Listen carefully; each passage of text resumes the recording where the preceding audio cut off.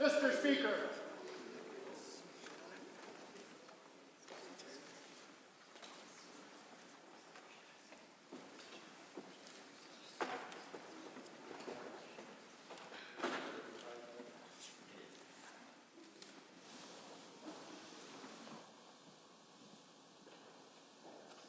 Honourable members, the prayer.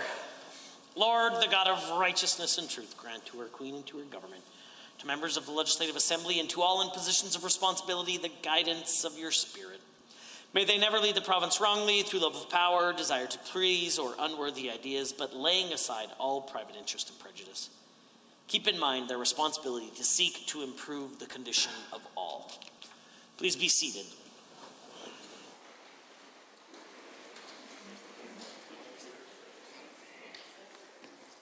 Introduction of visitors. Introduction of guests.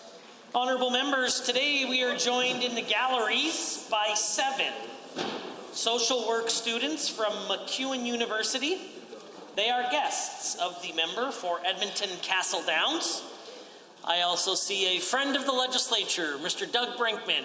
Please all rise and receive the warm welcome of the Assembly.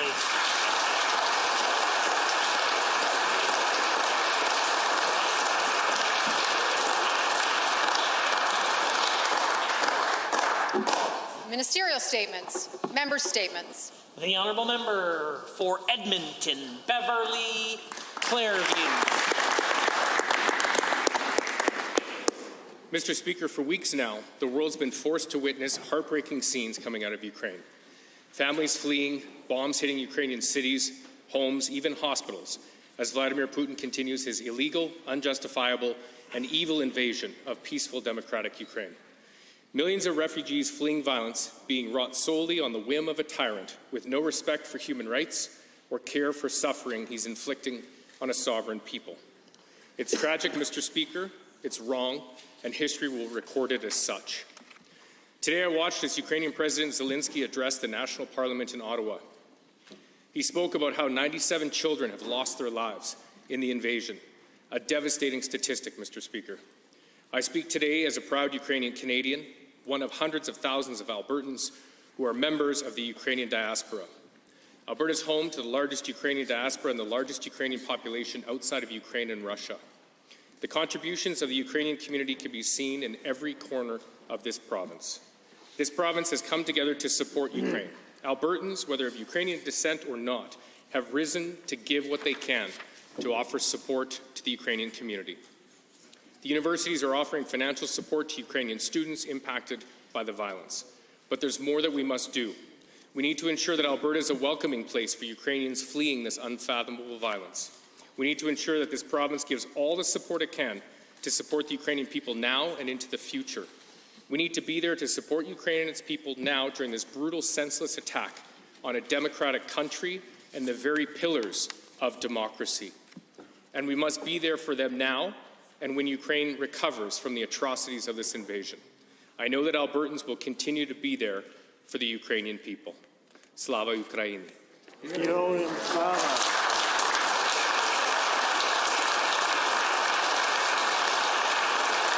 The Honourable Member for Banff-Kananaskis has a statement to make.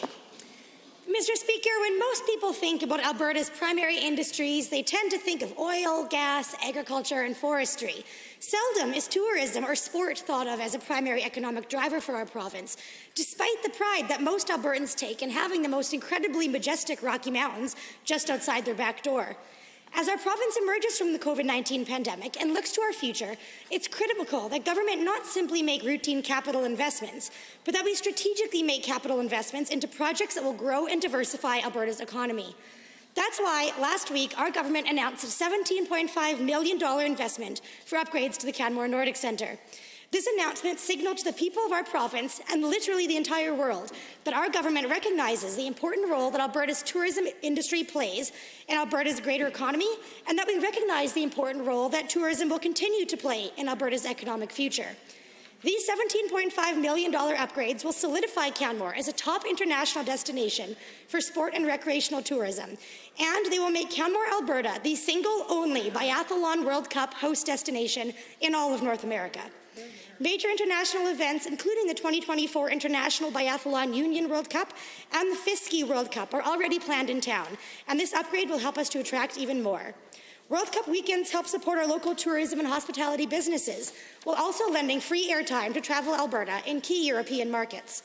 The economic impact of these kinds of major events is huge and can be $5 to $7 million for a single weekend, seen through hotel stays, restaurant sales, retail purchases, and experiences. These events also typically garner international viewership of over 30 million people.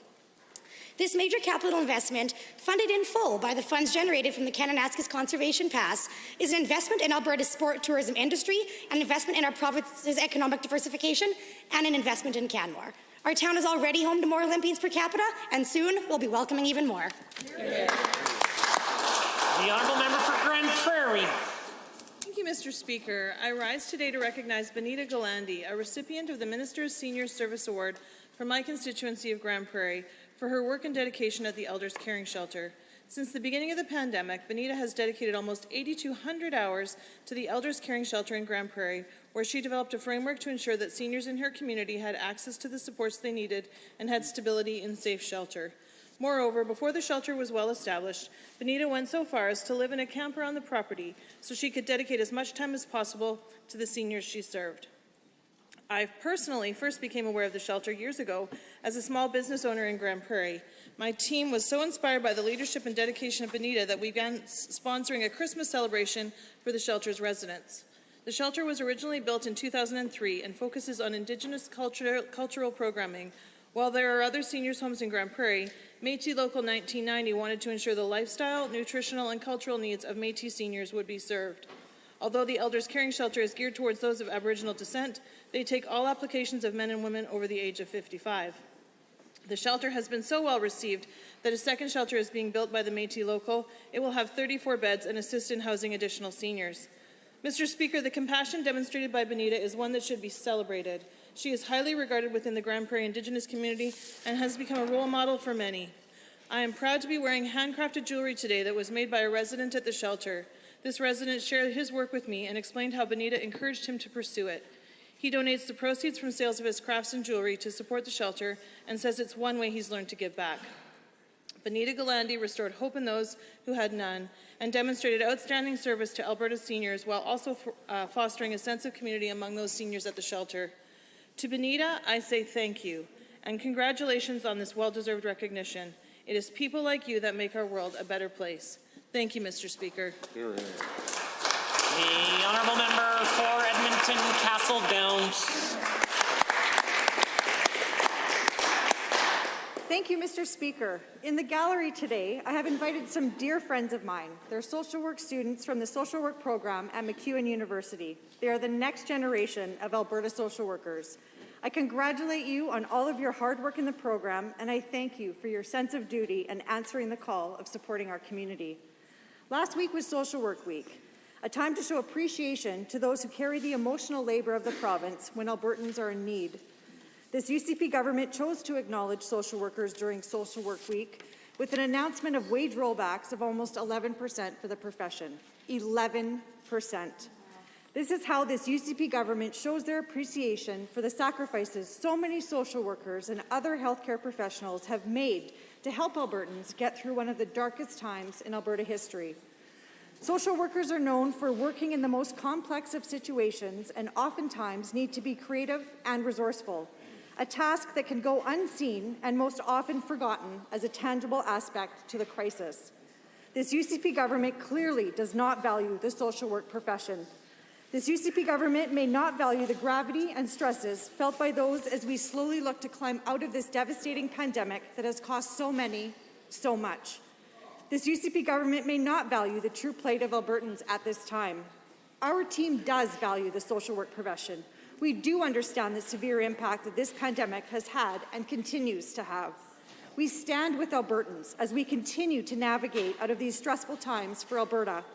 We are in this together. Thank you to all social workers, wherever you are. Though this government doesn't respect you or value the work you do in protecting lives and making this province a better place, you are making a difference, and our NDP caucus is committed to ensuring that you get the respect that you deserve. Thank you. The honourable member for Taber-Warner. Mr. Speaker, there are exciting things happening in my riding that will benefit the whole region of southern Alberta. Southern Alberta is blessed with warm days and cool nights, which makes for the best sweet corn in the world.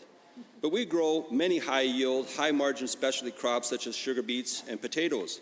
We have some of the best water in the world, which flows out of the eastern slopes of the Rocky Mountains. Consumers today are demanding to know where their food comes from and what is being put into it. And here in southern Alberta, we have the best ingredients in the world. 70% of all of Canada's irrigation system is located in southern Alberta. It is a testament to the forward-thinking farmers of years past. Almost 2 years ago, we announced the long-awaited twinning of Highway 3 between Taber and Burdett. This $150 million project is part of a broader strategy our government is implementing to develop between Lethbridge and Medicine Hat into Canada's agri-food corridor. Our government will be adding over 260,000 irrigated acres. Last July, we announced the first of the irrigation expansion projects, 60,000 irrigated acres with the Chin Reservoir expansion. We will be making sure that there is potable water and proper utilities along this corridor to facilitate expansion of new and existing agri-food processing companies. We will be making that corridor a pre-approved agri-food processing zone. This means that we will be doing much of the environmental, transportation, and municipal affairs work that needs to be done beforehand. That way, when businesses express interest in setting up or expanding their businesses, government can move at the speed of business rather than at the speed of government. Due to our government's work, southern Alberta is on the verge of one of the greatest and largest growth expansions in generations, Mr. Speaker. The South will no longer be called the Forgotten South. Mr. Speaker, instead it will be called the Fantastic South. The honourable member for St. Albert.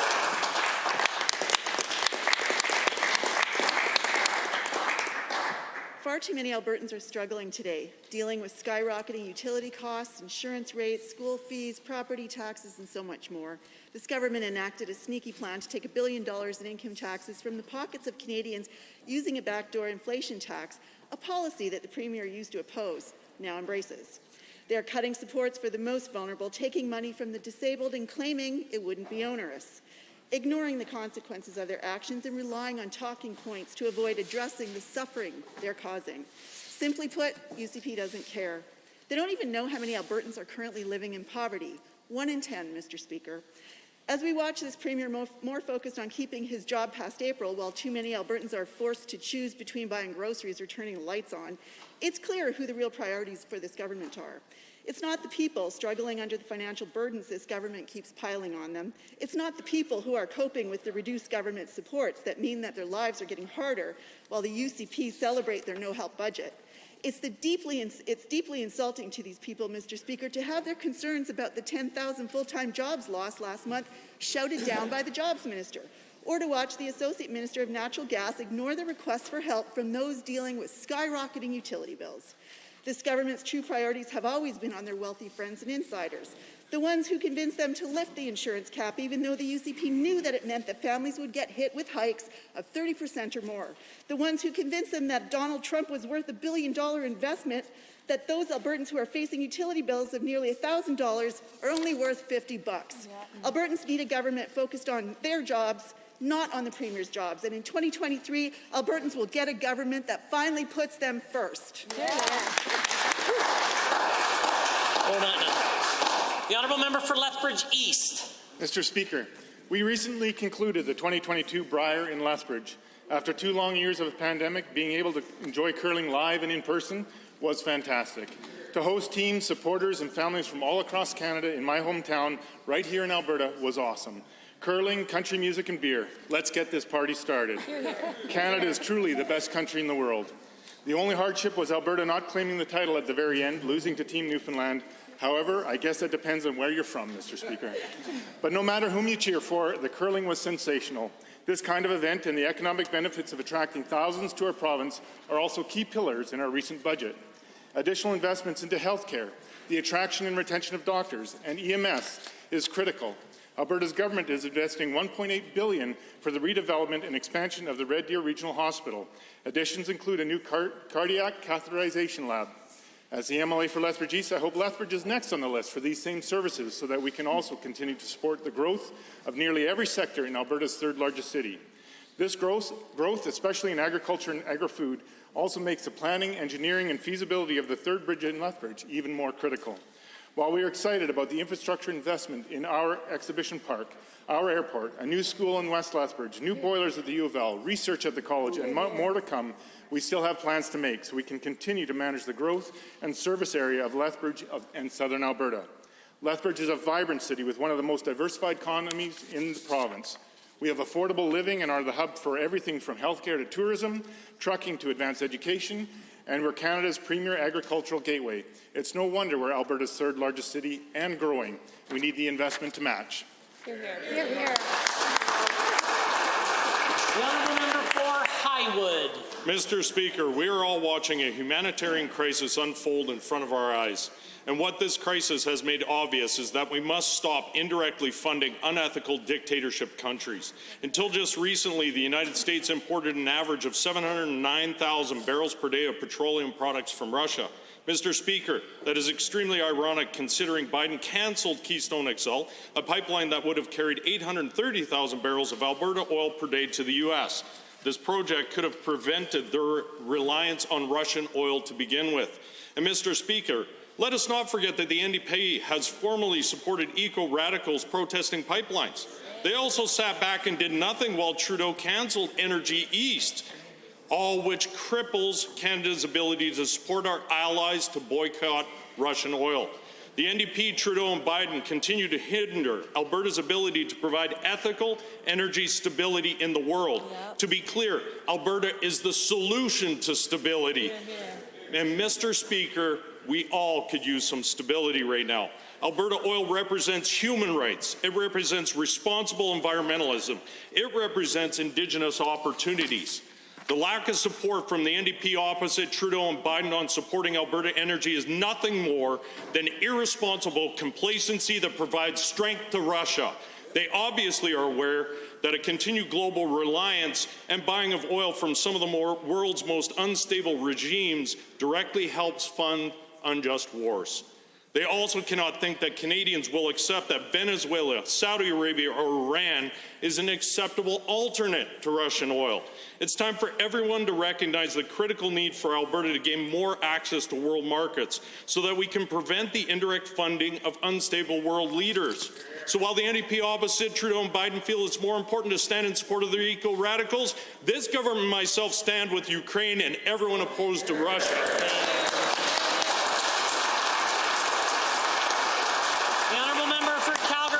Creek. Mr. Speaker, as President of the Pacific Northwest Economic Region, or PNWER, I rise to share with my learned colleagues some background and some exciting news. Formed with leadership from the Government of Alberta in 1991, PNWER is a nonpartisan, binational, public-private partnership focused on strengthening cross-border relationships, finding solutions to common challenges, and joint advocacy around common regional interests. PNWER includes Alberta, Saskatchewan, British Columbia, Northwest Territories and Yukon, and the U.S. states of Alaska, Idaho, Montana, Oregon, and Washington. Our closest neighbors, friends, and allies indeed, particularly important during these times of geopolitical unrest. PNWER seeks to build trust and enduring relationships amongst stakeholders around regional collaboration, competitiveness, and reduction of trade and regulatory barriers, making the region one of the most diverse, resource-rich, and innovative in the world, with a combined GDP of over $1.5 trillion. Within PNWER's active cross-sectoral working groups, we address issues and opportunities in such diverse disciplines as agriculture, forestry, water policy and invasive species, economic development, workforce innovation, trade, transportation and tourism, and energy, environmental leadership, and mining and disaster resilience. PNWER also manages several high-level regional and national programs, including a Legislative Energy Horizon Institute, of vital importance to Alberta as the largest energy producer in the region. Mr. Speaker, it's now time to mark your calendars as Alberta proudly hosts PNWER's 31st Annual Summit in Calgary, July 24th to 28th, bringing over 500 legislators from across the province, policymakers, industry, and thought leaders from across Canada and the U.S. It will be an opportunity to showcase all that we are proud of, from ESG to energy security and so much more, as we engage with regional and national decision makers right here in Alberta. So don't delay and register today as we proudly share our great province, our bright future, and renewal of the Alberta advantage with the Pacific Northwest region and the world. Thank you. Honourable members, the time is 1:50, and that makes it oral question period. And the honourable member for Calgary Mountain View has question 1. Mr. Speaker, a recent Angus Reid survey found that 60% of Albertans can't keep up with the cost of living. That rate is the highest in the country. A recent Edmonton Journal project found that 86% of respondents cited skyrocketing utility prices as the most common major cost pressure. I have 2 questions for the Premier. Is he really proud of the job he's doing when 6 in 10 Albertans can't make ends meet? And does he really think that his measly $50 electricity rebate is going to make a difference for those families? The Honourable the Premier. Well, first of all, it's $150, not $50. She got it wrong. She got it wrong by a factor of 3. And on top of that is the elimination of the fuel tax. The real question for the NDP is why are they cheering on their friend and ally, Justin Trudeau, to raise the cost of living by increase the cost of home heating, electricity, and fuel on April 1st? Why does the NDP support the Liberal April Fool's Day joke that will make life even more expensive because of their ever higher carbon taxes? The Honourable member for Calgary Mountain View. Mr. Speaker, the Premier is in charge. He's done nothing to help these families, and he knows it. It gets worse. According to Angus Reid, half of Albertans surveyed said they're now unable to handle an emergency expense of $1,000 or more. And about half said they can't afford their car insurance payment either because the government pulled the cap. Is this really what the Premier thinks recovery looks like? Families living paycheck to paycheck, one emergency away from going under? The Honourable the Premier.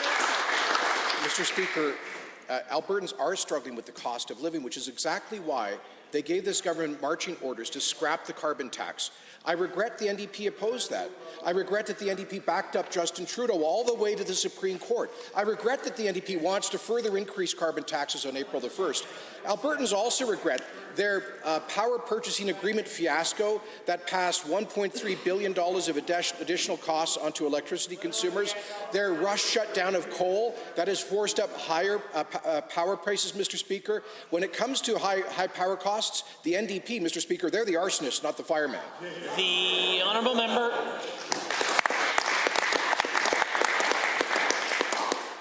"46% of Albertans report having too much debt. Many can't afford to keep vehicles on the road, are putting necessary expenses on 2 or 3 credit cards, and owe thousands in back pay to utility companies. Some fear they will have their utilities shut off altogether. As of April 15th, it will be illegal for utility companies to do just that. Today, I have drafted legislation to extend the ban on utility shutoffs for 6 months to provide Albertans some relief. Will the Premier support this move to protect Albertans? He sure isn't doing anything else." The Honourable the Premier. This is the only government in Canada that is acting to reduce the cost of living. The only government out of the federal government and 9 other provinces that is not just reducing fuel taxes, but eliminating them, Mr. Speaker. This is the only government providing a rebate for high electricity prices, Mr. Speaker. So this is the only government acting. This government will be putting forward a motion calling on Justin Trudeau not to proceed with his scheduled April 1st increase in carbon taxes. Will the NDP stand with Trudeau or with Albertans in opposing that hike? The Honourable member for Edmonton City Centre. Thank you, Mr. Speaker. The UCP continue to tear down and undermine the public health care system that we all rely on. For 2 years, frontline healthcare professionals put their own physical and mental health on the line to protect the lives of others. They saved lives during a global pandemic. And how does the UCP say thanks? By pushing to slash their wages. It's unconscionable. How can this Premier look these healthcare heroes in the eye and tell them that they're overpaid? Will the Premier. Mr. Speaker, let me introduce the member opposite to the concept of collective bargaining negotiations. That's exactly what's happening. We certainly intend to proceed with that with good faith. While that particular union is asking for a 15% increase, there will be a good faith negotiation. Mr. Speaker, the NDP froze nurses and all healthcare workers with zero increases for 4 long years. This government came to an agreement with the nurses union with a significant increase in their compensation for the first time in nearly a decade, Mr. Speaker, because unlike the NDP, we respect our frontline healthcare workers. The honourable member for Edmonton City Centre. Mr. Speaker, let me introduce this Premier to the raises of up to 40% that he is handing to executives at AIMCO at the same time as he's demanding cuts from workers like Holly, a respiratory therapist in Red Deer. She works at the bedside, inserting breathing tubes, managing ventilators, literally keeping dying people alive. The UCP wants to slash her wage by 8%. Today, she said, behind the proposed wage rollbacks are humans. We work tirelessly through the most demanding, stressful moments in our career. It's not just the 8%. This negotiation feels like the Premier has devalued our worth to society. Will this Premier apologize to Holly? The Honourable the Premier. Mr. Speaker, these are opening positions in collective bargaining negotiations. The opening position of one of these unions is an increase of 15%. Which we don't believe can be afforded by taxpayers. Now, Mr. Speaker, the workers like the one just referenced, Mr. Speaker, were put on a wage freeze for 4 years under the NDP. This government came forward with an adequate settlement with our nurses that both protect the need for fiscal responsibility for taxpayers, but also recognizing the very hard work of our nurses. We're proud to have achieved that agreement. We'll continue to negotiate in good faith. The honourable member. Mr. Speaker, after 2 years of a tax mismanagement, I invite this Premier to ask those workers their opinion of our government compared to his. Holly goes on to say the moral injury repeatedly caused by this government is real, and I feel it. The healthcare system will not go unharmed by the way the UCP government has treated healthcare workers. It will take strong leadership to repair and return dignity to our broken systems. Mr. Speaker, this Premier refuses to answer my questions legitimately, so I'll just say this. On this side of the House, the record is that we provide support for healthcare workers. We're ready to provide strong leadership, repair the damage done by this government, and treat workers like— The Honourable the Premier has the call. Well, Mr. Speaker, the former member of a government that froze nurses for 4 years just said we should go and ask the nurses what they think about the collective bargaining agreement. They were asked. They ratified it overwhelmingly, Mr. Speaker, because unlike the NDP, we didn't continue the NDP's 4-year-long freeze. Mr. Speaker, how dare they stand up and pretend to be the party of the working person when all they were the party of unemployment and economic devastation of this province? The order. The honourable member for Edmonton Glenora. Thank you, Mr. Speaker. The UCP is deliberately withholding funding from one of the largest and fastest growing school divisions in the country. Edmonton Public needs replacement schools for Spruce Avenue and Delton, and they also need a high school for Glenredding Heights and a new junior high in McConaughey. So to the Premier, will you please walk the halls of Spruce Avenue and Delton? Will you ride the bus with the kids in the Northeast who need a junior high? Will you ride the bus with the kids in the Southwest who are traveling long distances to overcrowded schools? Or will you at least acknowledge that your budget is ignoring the needs of Edmonton families? The Honourable the Premier has risen. Mr. Speaker, this government's $2 billion capital plan to modernize our schools means there are 66 new schools being built or refurbished, more than the NDP. That's over 3 years. They did 60 over 4. We're doing 66 over 3 years, Mr. Speaker. And 24 of those schools are in the Edmonton area. 6 of them are Edmonton public schools. Just today, we announced capital funding for a new charter high school here in Edmonton, Mr. Speaker, for the Aurora Charter School, about academic excellence, responding to parental choice and diversity in our education system. The honourable member for Edmonton Glenora.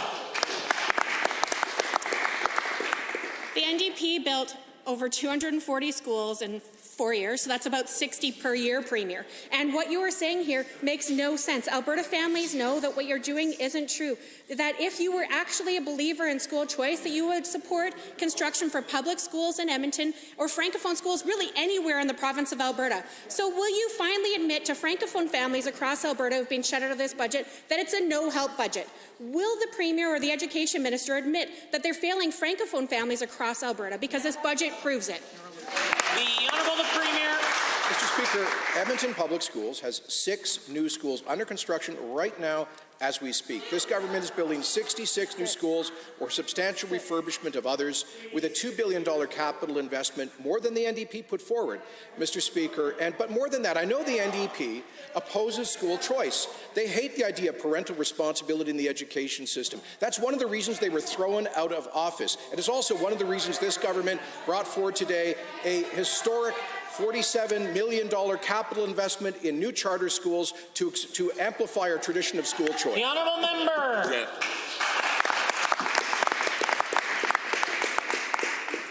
So the Premier clearly doesn't care about Francophone families anywhere in Alberta, given that answer. And we also know that he doesn't care about the families in Edmonton Public because he's refusing to fund a single project for kids in desperate need in the city of Edmonton. In Calgary, over 3 years, only 1 new public school and only 1 new Catholic school. Is the Premier honestly going to try to convince Albertans that what he's doing is actually putting kids first or building for the future? Because clearly his budget puts in black and white that the Premier doesn't care about families in Edmonton or Calgary or anywhere in Alberta. Yeah. The honourable Premier. Mr. Speaker, only the NDP could characterize a $2 billion investment in new and refurbished schools as nothing, Mr. Speaker. In Edmonton, the board didn't bring forward a priority project with more than 69% utilization. Now, the minister is going to sit down and work that out with them. Mais, Monsieur le Président, quand on parle des écoles francophones, nous sommes en train de construire 6 écoles francophones en Alberta depuis 2021. Et, Monsieur le Président, parce que nous sommes dédiés à l'éducation francophone ici en Alberta. The honourable member for Edmonton-McClung is rising. Mr. Speaker, Albertans were very interested to hear this government announce that they would stop charging the 13-cent gas tax on fuel in response to the sky-high prices in Alberta. At the time of this announcement, the Premier was asked how the government would ensure this relief actually makes it down to Albertans and isn't just pocketed by retailers. The Premier did not have a very good answer. So I'll ask him again today. What specific guarantees will the government give that Albertans will actually see lower prices for gas? The Honourable the Premier. Well, once again, Team Colonel Sanders is concerned about the welfare of the chickens, Mr. Speaker, because the NDP doesn't just want to keep the 13-cent gas tax in place. They want it to go higher with an ever higher carbon tax, Mr. Speaker. But this Conservative government is eliminating the 13 cents Alberta fuel tax on April the 1st. Mr. Speaker, will he stand in his place next week and vote with us to call on the NDP's ally Justin Trudeau to abandon his higher carbon tax plan for the same day? The honourable member for Edmonton-McClung. Just trying to ask a serious question, Mr. Speaker, on policy issue that Albertans are watching closely. How will this gas tax reduction work? Albertans are looking for an actual guarantee that the prices will go down 13 cents and not just be absorbed by retailers. That's all. It should be pretty simple, but it sounds like there really isn't any guarantee. Go figure. Now, as the Premier pointed out at the time, many retailers had already purchased their fuel orders before the announcement. Presumably, this means any price release might be delayed. Can the Premier guarantee that prices will drop 13 cents on April 1st, or is it just an April Fool's joke? Will he stake his job on it? The Honourable the Premier. The answer is yes, Mr. Speaker. While we would have preferred to have the 13-cent cut implemented last week, the truth is that we needed to give the retailers time to run through their current inventory where the fuel tax has already been assessed, and to give Treasury Board and Finance time to reimburse them for any current inventory they have as of April the 1st, so that they can then pass on the full 13-cent savings to all Albertans. But, Mr. Speaker, here's the weird thing. It's only the Conservatives who actually want to cut those taxes, and the NDP want to increase them. The Honourable the member. Well, Mr. Speaker, it sounds like the government doesn't know when or even if Albertans will see that drop in gas prices. Now, the Premier at the time was asked why he didn't just do a rebate instead. He told the media to go talk to people at the pumps, and CTV did just that. They found more Albertans were in favour of cash in their pockets. why didn't the Premier just provide blanket relief to families instead of these paltry one-off programs? Or better yet, why doesn't the Premier stop raising their costs in the first place? Will the Premier plainly say yes to all Albertans that they will see their Alberta price drop by 13 cents on April 1st? The Honourable the Premier. Well, yes, on April the 1st, their Alberta fuel tax will go down by 13 cents. But, regrettably, the NDP is supporting Justin Trudeau's tax increase. The Premier has the call. Mr. Speaker, Justin Trudeau will raise his carbon tax by 3 cents on the same day. So if the NDP actually wants to see 13 cents of relief on April the 1st, will they join us to call on Justin Trudeau to stop his job-killing carbon tax?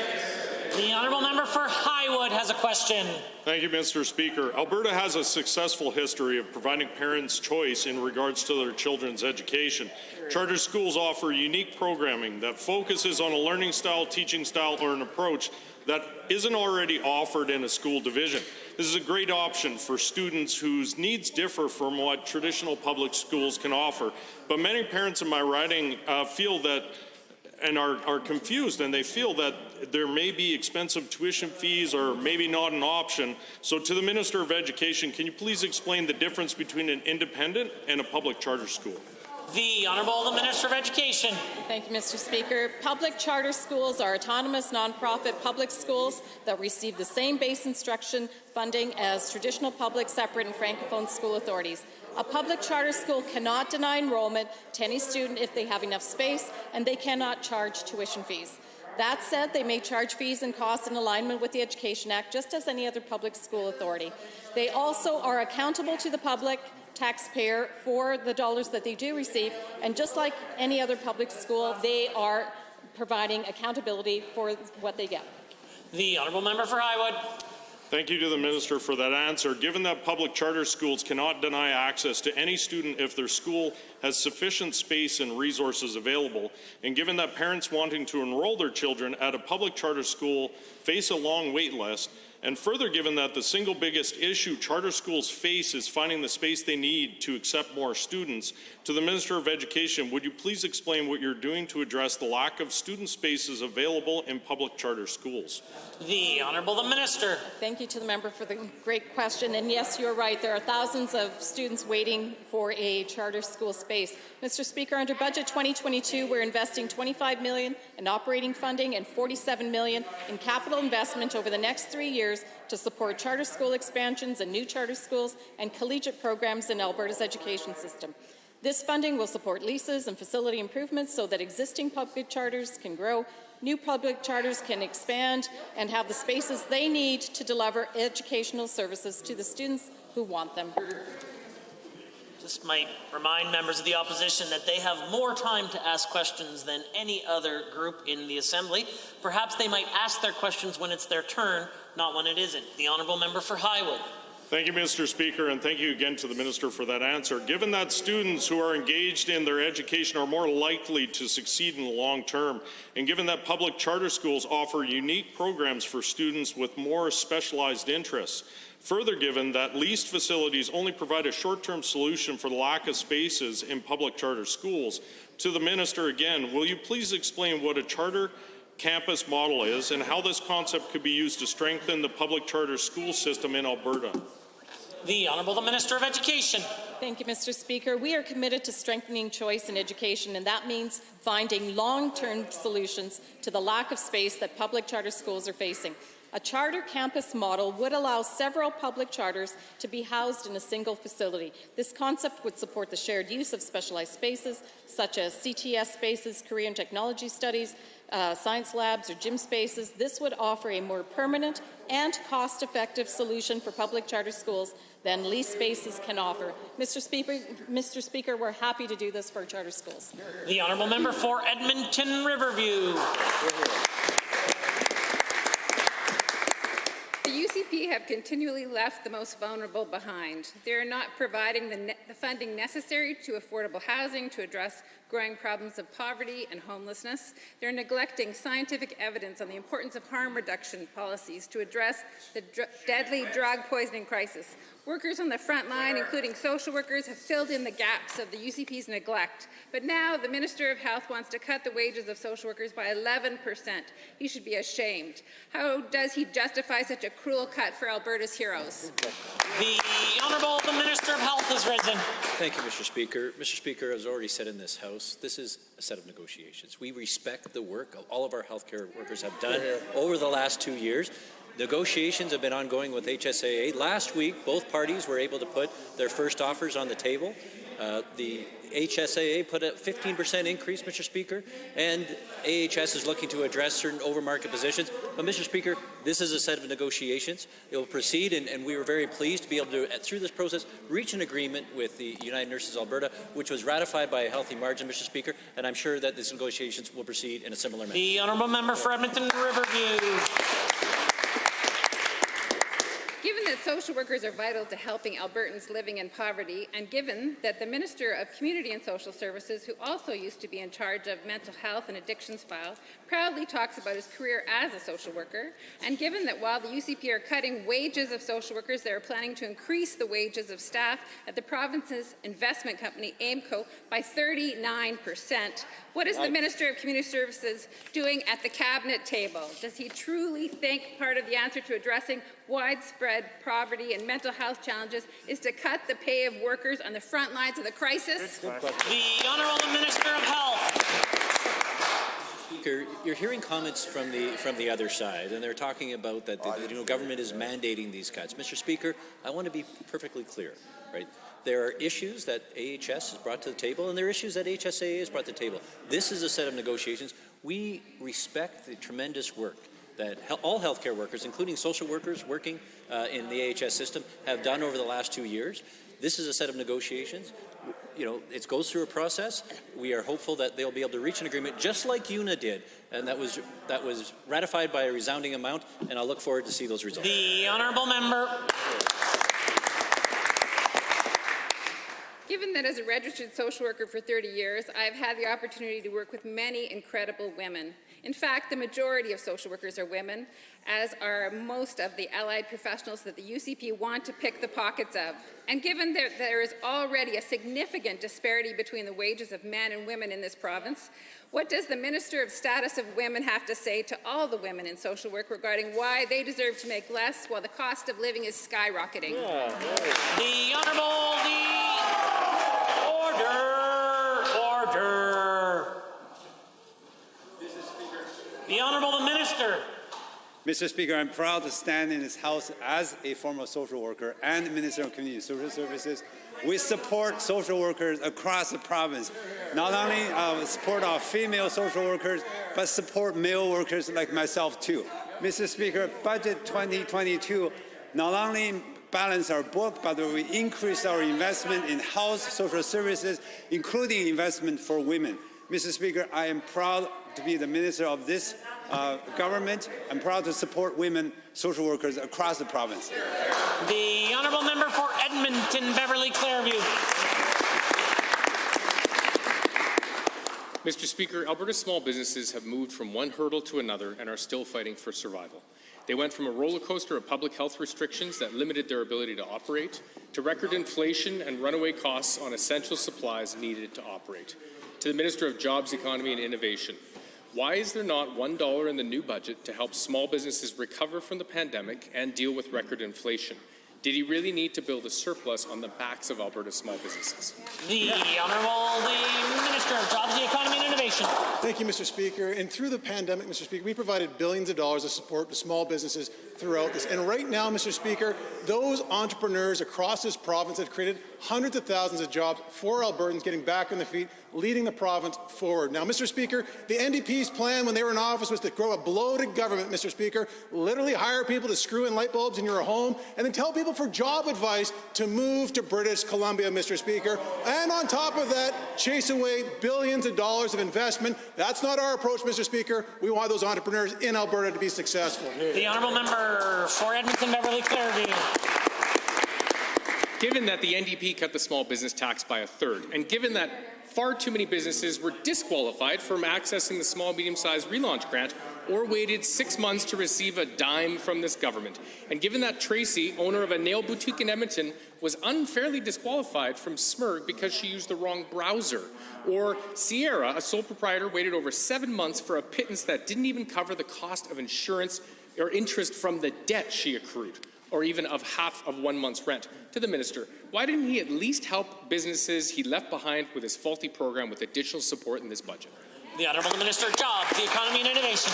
Mr. Speaker, we help thousands upon thousands of small businesses, Mr. Speaker, in real time through multiple ways. We had numerous opportunities. We followed up with every single applicant, Mr. Speaker, numerous times. And thank goodness it was the UCP government, Mr. Speaker, that was in office during that pandemic, because the opposition, Mr. Speaker, would have shut down businesses for months and months and months, Mr. Speaker. When will they be with us to start moving forward and start cheering on those entrepreneurs instead of cheering against Alberta, which is what they do every day?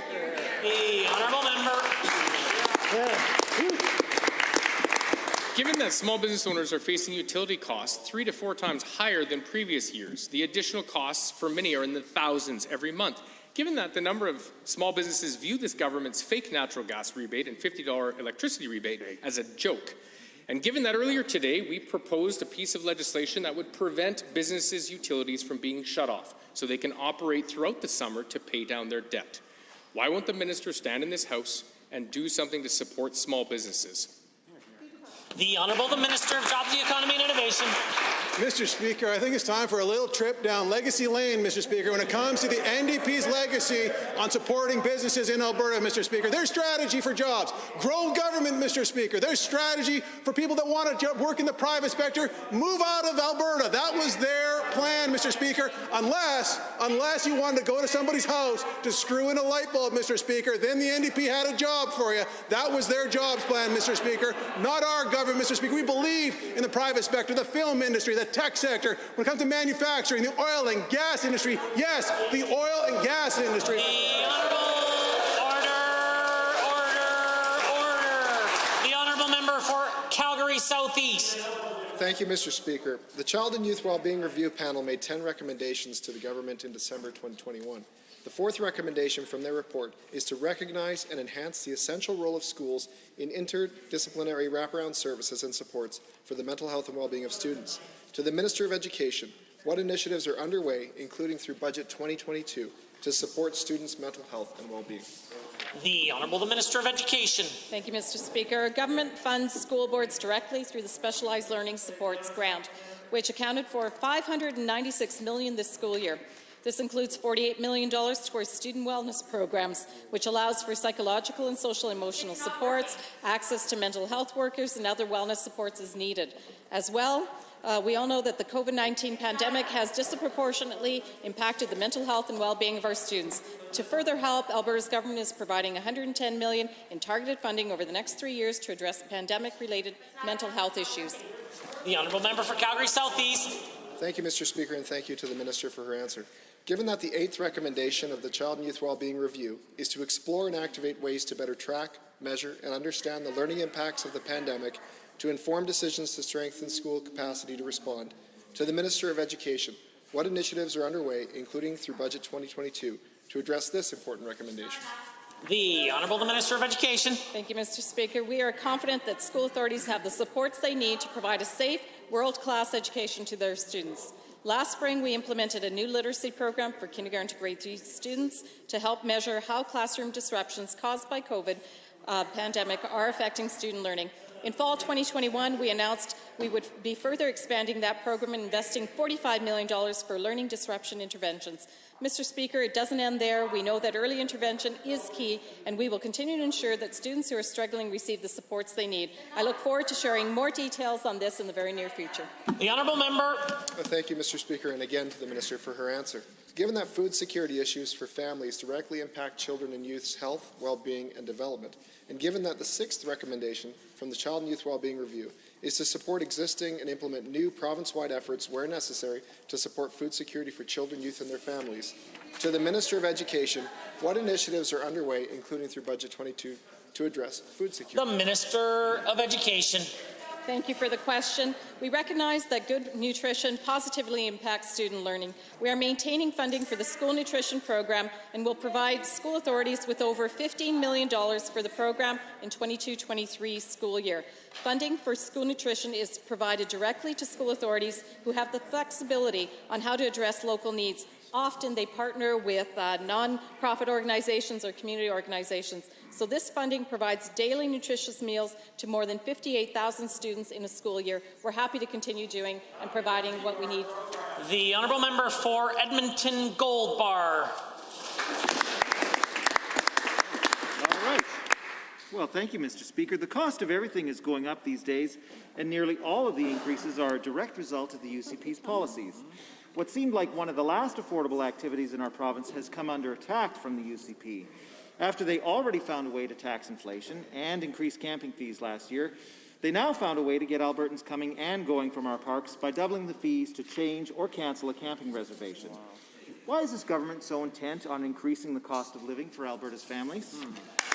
The Honourable Minister of Environment and Parks. Well, thank you again, Mr. Speaker. The Honourable Member is confused yet again or not encumbering himself with the truth. Anyway, Mr. Speaker, park fees have not been doubled, Mr. Speaker, in this year's budget. There has been some changes to reservation fees, Mr. Speaker, associated with cancellations to be able to make sure that people actually who are reserving sites actually use them and people don't arrive on the long weekend and see the best sites sitting empty, Mr. Speaker. But other than that, we continue to move forward with the award-winning Kananaskis Conservation Pass, Mr. Speaker, and the largest investment in our provincial park system in the history of the province. The honourable member for Edmonton Gold Bar.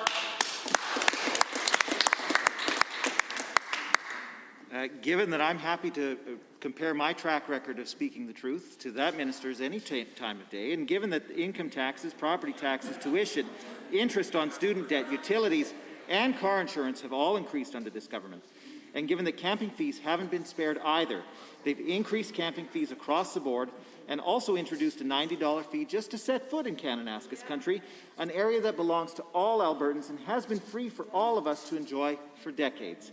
Given this government has already tried to sell off parks, why is this government relentlessly— The Honourable Minister of Environment and Parks. Well, again, Mr. Speaker, I'm proud to stand in this assembly each and every day and brag about the award-winning Kananaskis Conservation Pass, Mr. Speaker. Last week, I was in Kananaskis with the MLA for the area and the Premier, announcing a record investment in the Canmore Nordic Centre inside Kananaskis, Mr. Speaker. Just one of many investments that's coming forward inside Alberta's largest park, Mr. Speaker. But that member is the environmental critic for the NDP, Mr. Speaker, and he wants to talk about the cost of living, and he continues to support Justin Trudeau and his job-killing carbon tax. Mr. Speaker, shame on him. The honourable member for Edmonton Gold Bar. I'm sure the member from Banff Kananaskis enjoyed visiting the riding for once, given that this government rescinded Lougheed's 1976 coal policy with the stroke of a pen on the Friday afternoon of a long weekend after being lobbied by the coal industry, and given that this move would have destroyed the amazing scenery in our parks that attracts people from across the world, because let's face it, nobody wants a front row seat to an open pit coal mine. And given that this would have cost Albertans jobs in the tourism industry, why is the government so intent on giving our parks away to corporate interests while increasing costs for Albertans to access them? The Honourable Minister of Environment and Parks. Mr. Speaker, the real question is why is that member content to continue to make things up each and every day, Mr. Speaker? First of all, Mr. Speaker, through you to the Honourable Member from Canmore, thank you for all of your tireless work advocating for Kananaskis, Mr. Speaker. We are proud to continue to deliver for Kananaskis, Mr. Speaker, and we're fixing the mess that the NDP made when they were in government, Mr. Speaker, where they never invested in our park system. They never made sure there was proper conservation officers, Mr. Speaker. They never made sure there was proper parking lots. They never provided adequate services for Kananaskis, Mr. Speaker. Shame on them, but we're getting it fixed. Honourable members, a point of order is noted at both 220 and 222. And I owe the honourable member for Edmonton South an apology as we missed his question, but now the honourable member for Edmonton South has a question. Thank you, Mr. Speaker. Last week, we learned that the Minister of Advanced Education has approved exceptional tuition hikes for over a dozen programs at the province's biggest universities. We know that an educated workforce is critical to Alberta's prosperity. Yet despite this, Albertans are paying more every day from everything from utilities to income taxes to property taxes because of this government. Will the minister admit that approving these hikes are a short-sighted, job-killing decision? The Honourable the Minister of Advanced Education. Well, Mr. Speaker, another opportunity to inform the House that tuition in Alberta is below the national average. I know the member from Edmonton Northwest the other day said that was inaccurate. I'd encourage him to visit a website called Stats Canada. It's usually pretty reliable, and the information there is pretty objective and independent, and the information is very clear there for him to take a look. But again, Mr. Speaker, what's concerning, April 1st, we have a carbon tax increase from the federal Liberal government. The members opposite are supporting the Trudeau Liberals to jack up the carbon tax on April 1st. We're trying to make life more affordable. They're making it more expensive. The honourable member for Edmonton South. Given the students who are mid-program have less than 6 months to contend with huge tuition increases, in some cases double-digit percentages, and given that Alberta lags behind other provinces when it comes to providing student aid, and given that after-degree earnings for school counsellors have not doubled recently, does the minister even care that he is approving outrageous tuition hikes that students cannot afford and may chase them out of their programs and out of this province? The Honourable the Minister of Advanced Education. Mr. Speaker, a lot of what the member opposite just said is inaccurate. All students that are in programs that have been approved for exceptional increases are grandfathered in at their current rates. They won't see any increases in those programs where there have been exceptional increases. When it comes to student aid, we provide $167 million in just this budget alone for student services. That's student aid and scholarships. Budget 2022 includes $12 million for new scholarships and $15 million in new funding for new bursaries as well. The honourable member for Edmonton South. Given that this minister has overseen drastic cuts to post-secondary education, and given that this government's strategy for post-secondary appears to be downloading costs onto students without regard for the quality of the programs, will the minister just stop and finally admit that these hikes have nothing to do with enhancing the quality of the post-secondary education system he's responsible for, and instead is trying to balance this government's budget on the backs of students and families? The Honourable Minister. Yeah, again, Mr. Speaker, the information the member is providing is inaccurate. Again, I'd just like to remind the House, the NDP wrote the regulation that allows for exceptional tuition increases, so they should know the regulation full well. The regulation is clear and it stipulates increases can only be approved if the increase will improve the quality of the program. So under those parameters, the increases were approved. As well, in those increases, I also sought to ensure that new revenue is going to enhance student aid in those particular programs as well. The honourable member for Calgary Southeast. Thank you, Mr. Speaker. Given that the second recommendation of the Child and Youth Wellbeing Review is for the government to review the effectiveness and alignment of existing child and youth mental health and wellbeing programs and services to inform enhanced resource allocation, and given that the third recommendation calls for the creation of streamlined and universally accessible pathways to connect children, youth, and families with mental health services and supports, to the Associate Minister of Mental Health and Addictions, what initiatives are underway, including through Budget 2022, to address this recommendation? The Honourable the Associate Minister of Mental Health and Addictions. Thank you very much, Mr. Speaker, and I thank the member for the question. Of course, the well-being of children is a top priority for this government. I'd like to thank the member for his service on that panel, as well as the Minister of Children's Services for her work on this as well. We're focused on a recovery-oriented system of care for children. Just an example of some of the things that we're doing for children. We're expanding youth and mental health hubs, expanding phone and virtual support, and of course expanding access to services in school across a continuum for the youth of Alberta. Thank you very much. The honourable member for Calgary Southeast. Thank you, Mr. Speaker, and to the Minister for his answer. The fifth recommendation of the Child and Youth Wellbeing Review is to create more opportunities for children and youth to have improved access to cultural, sports, arts, and recreational activities. To the Minister of Culture, what initiatives are underway, including through Budget 2022, to address this recommendation? The order, the Honourable Minister of Culture. Mr. Speaker, it is important to keep kids active and truly get them back into sport and culture for their mental and physical health. Alberta has incredible youth organizations like Alberta School Athletics Association, Kids Sports, Free Play for Kids, and we're working in partnership with them to create an agenda for kids to return to play. We also have a number of capital projects that are a response to the fifth recommendation, supporting Active Communities Alberta, Repsol Sports Centre, TELUS World of Science, McMurray Multicultural Centre, and others. And there are more initiatives on the way, and I look forward to being able to announce them. The Honourable Member. Thank you, Mr. Speaker, and to that Minister for his answer. Given that internet access is not yet universal across Alberta, and children and youth without adequate internet access can have difficulty learning, maintaining relationships, and accessing supports, and given that the ninth recommendation of the Child and Youth Wellbeing Review is to improve broadband internet service and access to devices to address difficulties related to remote education and virtual mental health supports, to the Minister of Service Alberta, what initiatives are underway, including through Budget 2022, to improve broadband internet service? The Honourable the Minister of Service Alberta. Well, thank you, Mr. Speaker, and thank you to my colleague for the question. And I'm so glad that the Youth and Wellbeing Review had this recommendation because, you know what, they're right. We need to work towards universal connectivity. And here's the good news, Mr. Speaker. Alberta's government has committed $390 million over the next 4 years to get us to universal connectivity. And not just that, Mr. Speaker. We successfully negotiated with the federal government to get dollar-for-dollar matching for 100% of our commitment, bringing the total public sector funding up to $780 million, compared to the NDP's track record of $0, Mr. Speaker. And not just that, Mr. Speaker. By the time we're done, we will have hundreds of millions of private sector funding to go along. The Honourable Member for Calgary-Buffalo is next. Mr. Speaker, life is getting more expensive thanks to this UCP government. Utility bills are skyrocketing, insurance bills are rising, income taxes, school fees are all rising. This government doesn't seem to care. When faced with the increasing costs of living, the Finance Minister is standing by a plan to further hike the costs on Albertans by secretly making it more expensive for municipalities to operate. The Minister is hiking borrowing rates for municipalities, which will result in higher property taxes and reduced services. I know that this Minister loves to download costs of municipalities, but when will he realize that this is a mistake and cancel the interest rate hikes on municipalities immediately? The Honourable the Minister of Children's Services has risen. Thank you very much, Mr. Speaker. Our government has made a commitment to bringing spending in line with other comparable provinces as per the McKinnon report.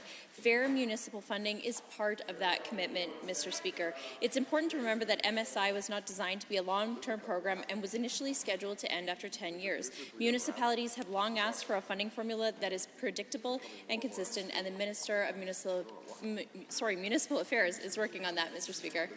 The Honourable Member for Calgary-Buffalo. Considering that I was asking about borrowing, given that the Finance Minister de-indexed income taxes, meaning Albertans will pay higher income taxes, given that he de-indexed benefits for seniors and the disabled, meaning they will get less as costs go up, and given that now the Minister is making it more expensive for municipalities to borrow money for capital projects at the same time as this UCP government has slashed $1 billion from the municipal MSI.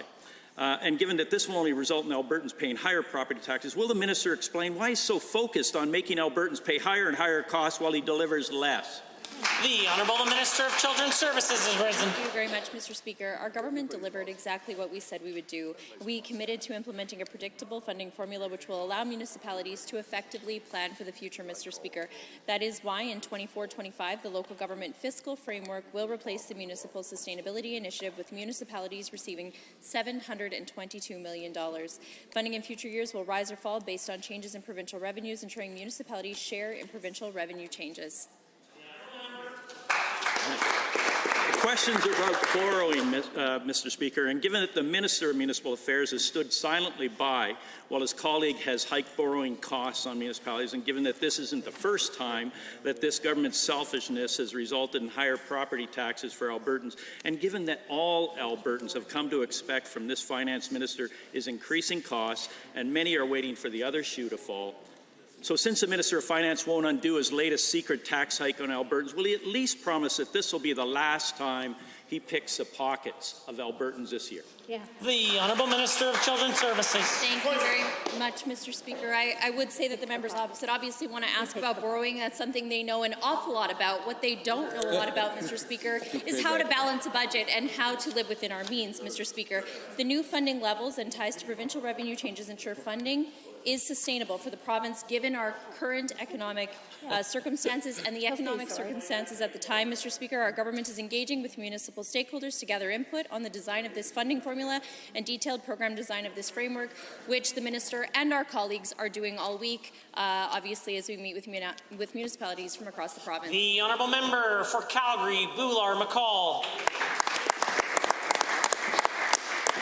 Thank you, Mr. Speaker. There are over 3,000 cases in provincial court alone that are at risk of being tossed over unreasonable delay. Those are the facts from Alberta Crown Prosecution Services. Strangely, though, the Justice Minister doesn't agree, telling the Mayor of Edson last week that no court cases are at risk of being thrown out because of his incompetent management. Can the Minister please inform this House how he was so badly briefed on this and what the actual number of court cases at risk are? The Honourable Minister of Justice. Well, thank you, Mr. Speaker, and through you to the member for allowing me the opportunity to clarify my comments. The Alberta Crown Prosecution Service tracks all criminal cases in both in the provincial court as well as in QB to ensure that matters proceed to trial within the time limits that are specified in the Jordan case. And indeed, there are Jordan cases that are in the courts across the country, and that includes here in Alberta. The issue of Jordan applications is complex and has, my comments related to the overall situation here in Alberta was on the basis that the current number of successful applications is less than 0.1% of all. The Honourable Member for Calgary, Bular-McCall. Given that the previous Minister of Justice showed a deeply concerning lack of respect for the administration of justice, and given that the Alberta Crown Attorneys Association described the Minister's comment to the Mayor of Edson as inaccurate and stated that there are 1,281 cases involving a serious and violent nature that are beyond the 18-month threshold as of December 31st, 2021, and they could be thrown out. Will the Minister apologize and commit to regular public reporting of these numbers so that Albertans can trust the information that he provides? The Honourable Minister of Justice and Solicitor General. Thank you, Mr. Speaker. And first of all, as of February of this year, there are more than 47 more trial prosecutors that are working for the Alberta Crown Prosecution Service than in 2019 under the NDP. And work is actively underway to fill any outstanding vacancies. Now, Mr. Speaker, for matters regarding exceeding the time limits, the delay is not necessarily attributable in whole or in part to the Crown. And our government has made good on its commitment to add the 50 new prosecution positions in 22-23. And Mr. Speaker, we have ongoing job competitions as well, and we've increased the size of our articling program to ultimately grow the ranks. The Honourable Member.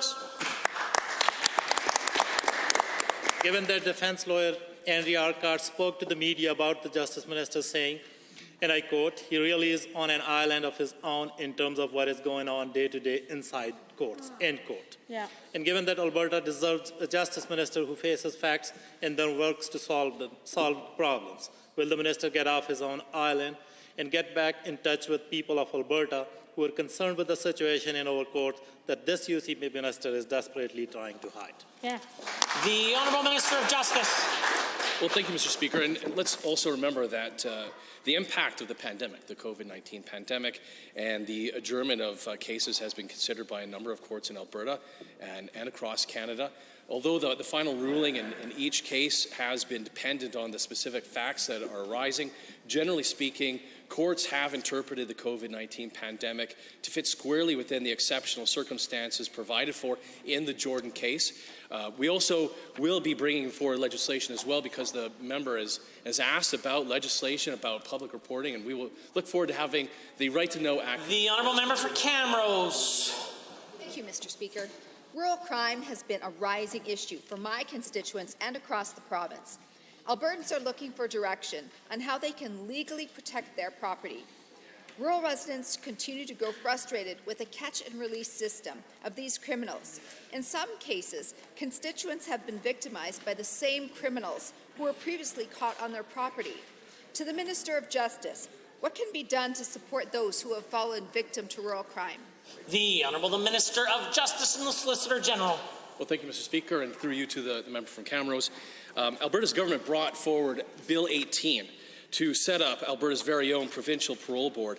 And as a member of the National Parole Board, I can say that having an Alberta parole board means a fair, faster, and more responsive justice system that helps to end the revolving door concern that the honourable member has brought up.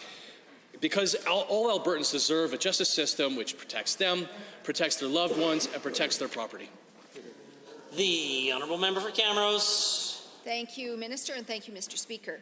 Given that Budget 2022 includes funding for 50 more Crown prosecutors who will help reduce the strain on our justice system, and given that this will lead to more timely court proceedings, reducing the number of those who caught and released, to the same Minister, how soon will we see this increase, and how will these additional prosecutors be utilized? The Honourable Minister of Justice. Well, thank you, Mr. Speaker. And to bolster the justice system, our government remains committed to recruiting prosecutors. As you know, as of February of this year, as I said to the previous question, we have 47 more trial prosecutors working in the Crown Prosecution Service than in 2019 under the NDP. And work is actively underway to filling any outstanding vacancies, as I said. And we've increased the number of articling students from 8 to 20 to help recruit lawyers who will ultimately work as Crown prosecutors.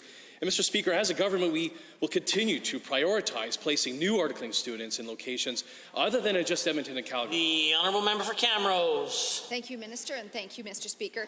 Given that there has been a greater pressure put on officers who are responding in rural areas from both concerned residents and bolder criminals, and given that there's a growing concern for organized crime and safety in rural communities, to the same Minister, are there plans to assist with the challenges that officers face in these rural areas as well? The Honourable Minister of Justice. Thank you, Mr. Speaker. And this government introduced a program that's called Rapid Response. RAPID stands for Rural Alberta Provincial Integrated Defence. And this is a program that is meant to help tackle rural crime by giving provincial peace officers the authority to respond to a wider range of calls. So this involves over 400 officers from the sheriffs and Fish and Wildlife, many of whom work in rural areas. And this helps to assist and free up RCMP officers to respond to and to investigate serious matters. And let me say that during the first 5 months of Rapid Response, sheriffs took nearly 1,000 impaired drivers off our highways. Honourable members, this concludes the time allotted for oral question period. In light of the remainder of the daily routine, we will continue immediately to the routine. Go ahead, Chair. Presenting reports by standing and special committees. Presenting petitions, notices of motions. The Deputy Government House Leader. Thank you, Mr. Speaker. I wish to advise the Assembly that pursuant to Government Motion 7, there will be no evening sitting this evening. Introduction of bills. Tabling returns and reports. Are there tablings? Seeing and hearing none, the clerk. Tablings to the clerk. Honourable members, we are at points of order, and at approximately 2:20, the Opposition House Leader rose on a point of order. Thank you, Mr. Speaker.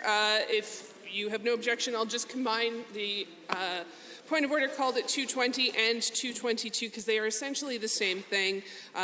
You, Mr. Speaker, have given this House a great deal of guidance around the language deliberately misleading the House, as well as the clarity that you cannot do indirectly what you cannot do directly. In this case, the government House Leader accused the member from Edmonton Gold Bar and said the member is not encumbering himself with the truth, and then again at 2:22 said the member continues to make things up each and every day. Mr. Speaker, you have ruled very specifically on the government House Leader continuing to accuse the member from Edmonton Gold Bar of deliberately misleading the House. I call your attention to June 11th, 2020, November 16th, 2021, and I suspect with more time with the Speaker's rulings database I could find other examples. I believe this is a point of order. The opposition, the government Deputy House Leader. No, matter of debate, Mr. Speaker. Well, I am not sure that I agree, and I think that there are additional cases, including April 12th and November the 2nd, but I will just provide some additional caution to the honourable member for Edmonton Gold Bar. In his supplemental question, he made comments that reflected, and unfortunately I don't have the benefit of the blues, I'll put my track record of speaking the truth against your track record of speaking the truth. It's reasonable to assume that he has done the same thing that the government House Leader has done. Order. The honourable member for Athabasca Barhead Westlock will come to order. But I think in this case, an apology and withdrawal is acceptable, as we have had lengthy discussion on this issue over periods of time. The Honourable Deputy Government House Leader. Thank you, Mr. Speaker. Withdraw and apologize for the demeanour of the members opposite. I consider this matter dealt with and concluded.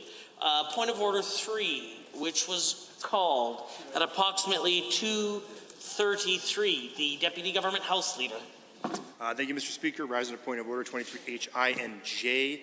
At the time, the member from Calgary Buffalo was speaking, referring to the Minister of Finance, but I believe the Honourable Minister of Children's Services was taking the questions at the time. He said, promised that this will be the last time that he picks the pockets of Albertans. This, of course, you have made many mentions of in this chamber about picking pockets, specifically referring to a member, not the government as a whole. And I think it's a bit of a gutless comment to make, and I'd ask the member apologize and withdraw. The Opposition House Leader. On behalf of the member, I apologize and withdraw. I consider this matter dealt with and concluded. Honourable members, we are at orders of the day, orders du jour. Pursuant to Standing Order 59.01 5B and the 2022-23 main estimate schedule, the Assembly will stand adjourned until tomorrow at 1:30. The Legislative Policy Committees will convene this afternoon and tomorrow morning for consideration of the main estimates.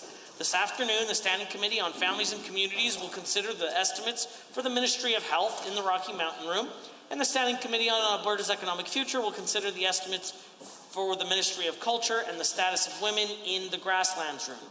Tomorrow morning, the Standing Committee on Alberta's Economic Future will consider the estimates for advanced education in the Rocky Mountain Room, and Resource Stewardship will consider the estimates for the Ministry of Indigenous Relations in the Grasslands Room. Honourable members, the House stands adjourned until 1:30 p.m. tomorrow.